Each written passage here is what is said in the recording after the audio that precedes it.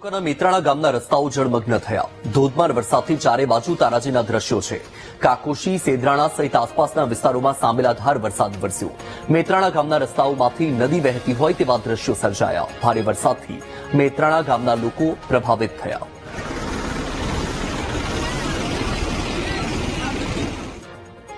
સમગ્ર સિદ્ધપુર શહેરમાં મોડી રાતથી જે રીતે મેઘરાજા મન મૂકીને વરસી રહ્યા છે અને તેની સાથે દ્રશ્યો બતાવવા માંગીશ। આ સિદ્ધપુર તાલુકાનું મેત્રાણા ગામ છે અને મેત્રાણા ગામ અત્યારે સંપર્ક વિહોણું થયું હોય એ રીતના દ્રશ્યો જોવા મળી રહ્યા છે। દ્રશ્યો જોઈ શકાય છે કે જે રીતે ઉપરવાસમાં તેમજ સમગ્ર સિદ્ધપુર શહેરમાં ભારે વરસાદ પડ્યો છે અને વરસાદ પડવાની સાથે જે મેત્રાણા ગામ છે અને મેત્રાણા ગામની વચ્ચેથી જ આ રીતે પાણીનો ધોધ વહી રહ્યો છે। એટલે કહી શકાય કે સમગ્ર ગ્રામજનો અત્યારે પોતાના ઘરમાં રહેવા માટે મજબૂર બન્યા છે, કારણ કે ગામની વચ્ચેથી જે રીતે પાણીનો પ્રવાહ અહીંયા વહી રહ્યો છે તેને લઈને સમગ્ર ગામ અત્યારે પોતાના ઘરોની અંદર પુરાઈ રહેવા માટે મજબૂર બન્યા છે। એટલે કહી શકાય કે મેત્રાણા ગામની અંદર આશરે 300 થી વધુ મકાનો આવ્યા છે અને 300 થી વધુ મકાનના જે લોકો છે તે અત્યારે પોતાના ઘરમાં પુરાઈ રહેવા માટે મજબૂર બન્યા છે। દ્રશ્યો જોઈ શકાય છે કે કયા પ્રકારે જે અહીંથી વરસાદી પાણીનો વહેણ વહી રહ્યું છે અને આ વહેણના કારણે જે ગામની વચ્ચોવચ્ચી આ વહેણ પસાર થઈ રહ્યું છે તેને લઈને ગ્રામજનો અત્યારે પોતાના